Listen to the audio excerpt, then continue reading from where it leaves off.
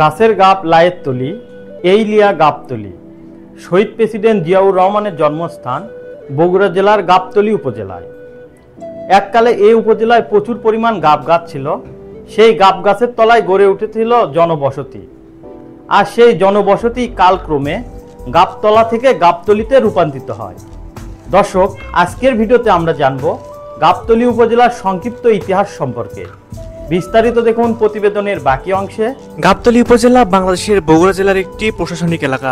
গাবতলীকে 1983 সালে উপজেলায় উন্নীত করা হয়। এই উপজেলার মোট আয়তন 239.61 কিলোমিটার।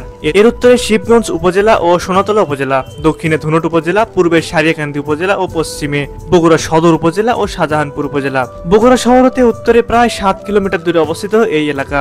এই উপজেলায় একটি পৌরসভা, 12টি ইউনিয়ন, 104টি মৌজা ও প্রায় 211টি গ্রাম রয়েছে। এছাড়াও একটি থানা, যা গাবতলী মডেল থানা নামে পরিচিত, ও একটি পুলিশ ফাঁড়ি রয়েছে। গাবতলী উপজেলার নামকরণের কোনো তথ্য এখন পর্যন্ত পাওয়া যায়নি, তবে লোকমুখে শোনা যায় এককালে এই এলাকায় প্রচুর গাব গাছ ছিল, যা থেকে গাবতলী নামকরণ হয়েছে। গ্রামের লোকজন বলে, গাছের গাব লায়ের তলি, এইলিয়া গাবতলী। লায়ের তলি অর্থাৎ নৌকার তলা। মাটির কুয়া খুঁড়তে গিয়ে নৌকার কাঠ পেয়েছে অনেকে। এখনো মাটি কাটলে নৌকার কাঠ পাওয়া যায়, যার সম্ভাব্য কারণ এই এলাকার মূল বাহন ছিল নৌকা। গাবতলী এলাকাটি প্লাবিত জলরাশিতে নিমগ্ন ছিল, যার মধ্যে থেকে উঠে এসেছে এ ভূমি। কাজেই গাছের গাব লায়ের তলি, এইলিয়া গাবতলী, এই স্লোগানটি হতে পারে গাবতলীর নামকরণের ইতিহাস। শিক্ষা প্রতিষ্ঠান। 2011 সালে জরিপ মতে উপজেলার মোট সাক্ষরতার হার 46.6%। এর মধ্যে পুরুষ সাক্ষরতার হার 48.9% এবং মহিলা সাক্ষরতার হার 44.3%। উপজেলায় মোট 10টি কলেজ রয়েছে। মাধ্যমিক বিদ্যালয় রয়েছে 39টি, প্রাথমিক বিদ্যালয় 379টি, কমিউনিটি স্কুল 2টি ও মাদ্রাসা রয়েছে 3টি। উল্লেখযোগ্য শিক্ষা প্রতিষ্ঠানগুলো হলো গাবতলী সরকারি কলেজ, যা উপজেলার একমাত্র সরকারি কলেজ; শহীদ জিয়া ডিগ্রি কলেজ; সুগানপুকুর সৈয়দ আহমেদ বিশ্ববিদ্যালয় কলেজ, এটি 55 বছরের পুরনো ও ঐতিহ্যবাহী একটি কলেজ।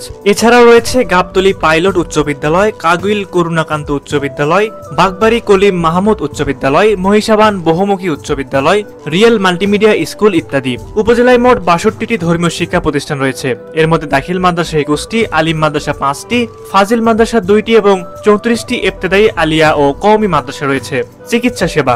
উপজেলার চিকিৎসা ব্যবস্থা উন্নত মানের। উপজেলা সদরে একটি 50 শয্যা বিশিষ্ট সরকারি হাসপাতাল রয়েছে। এছাড়া বিভিন্ন জায়গায় 11টি স্বাস্থ্য ও পরিবার পরিকল্পনা কেন্দ্র রয়েছে।